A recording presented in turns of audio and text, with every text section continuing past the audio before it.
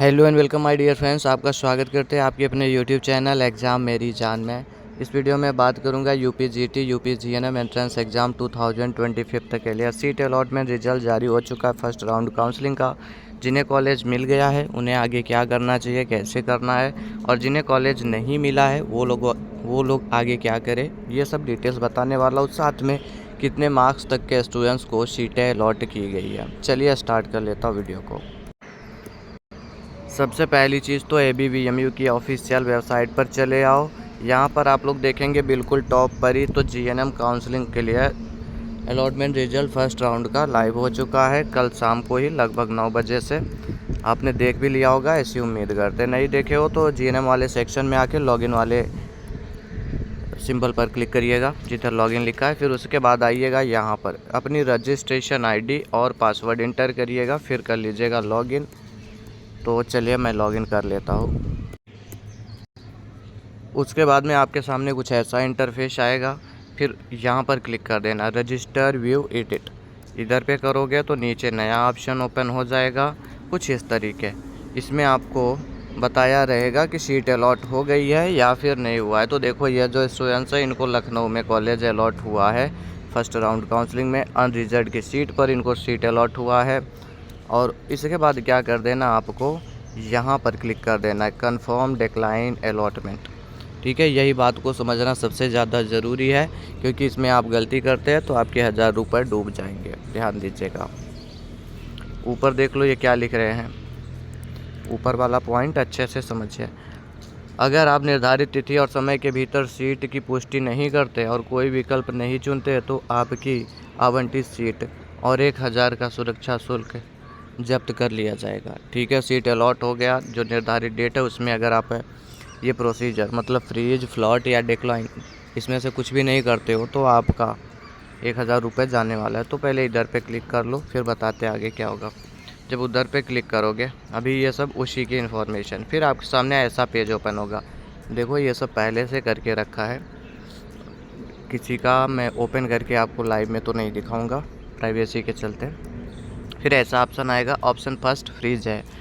Freeze का मतलब क्या होता है, देखिए accept allotted seat and do not wish to participate in round second of counselling. कहने का मतलब आपको जो कॉलेज अलॉट हुआ आप उससे सेटिस्फाइड हैं, आप सेकंड काउंसलिंग में पार्टिसिपेट नहीं करना चाहते तो फ्रीज का ऑप्शन सेलेक्ट कर लें।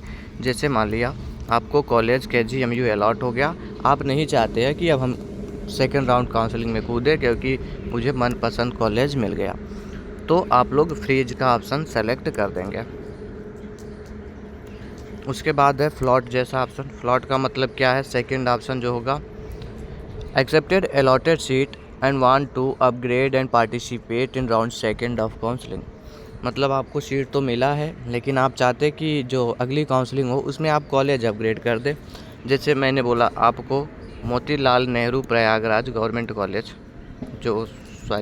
जो प्रयागराज में है वो मोतीलाल नेहरू कॉलेज नहीं है दोस्तों, स्वरूप रानी हॉस्पिटल आई थिंक।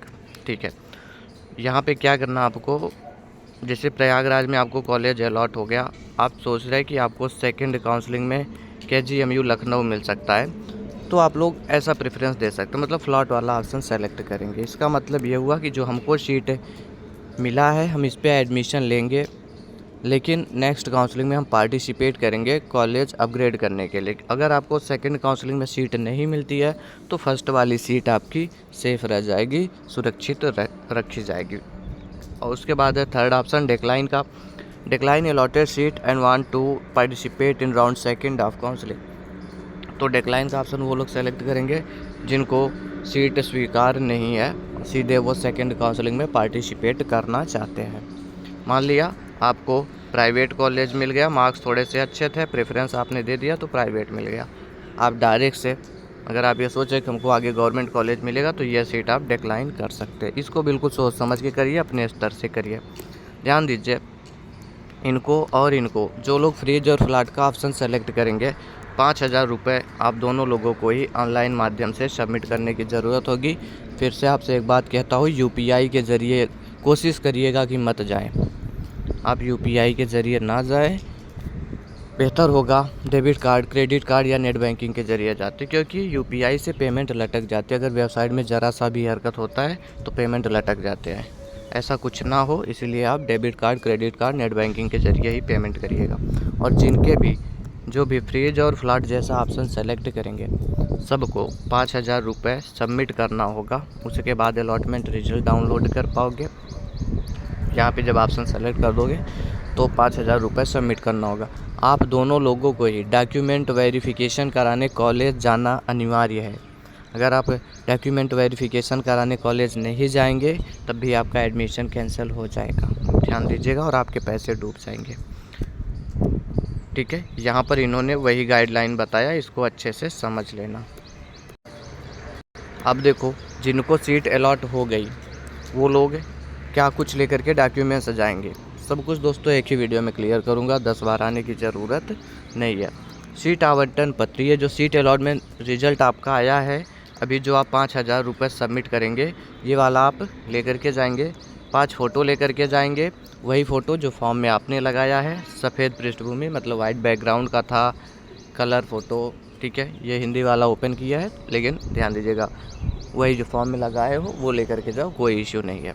फिर 5,000 रुपये की सीट कन्फर्मेशन शुल्क रसीद, यही जो मैंने बोला, एक प्रोविजनल सीट अलॉटमेंट, आप सीट अलॉटमेंट रिजल्ट का लेकर के जाएंगे, जहां पर दिखा रहेगा कि आपको कौन सा कॉलेज मिला हुआ है। फिर ये आप उसके लिए 5,000 रुपये सबमिट कर दिए, ये भी लेकर के जाएंगे। फ़ोटो पहचान पत्र, जो भी आपने लगाया था फॉर्म फिलअप करते time, Aadhaar card, voter ID, driving licence, वो लेकर के जाएंगे। जो आपने एप्लीकेशन फॉर्म फिलअप किया है वो वेरिफिकेशन सीट भी लेकर के जाएंगे, जिसमें फ़र्स्ट टाइम रजिस्ट्रेशन किया हुआ था। किसी मान्यता प्राप्त बोर्ड 10+2 अथवा उसके समकक्ष जो परीक्षा आपने पास की है, जो मार्कशीट आपने लगाया है वो डिजी लॉकर के माध्यम से सत्यापित किया जाएगा। पहले डिजी लॉकर अपना लॉगिन करके जाइएगा।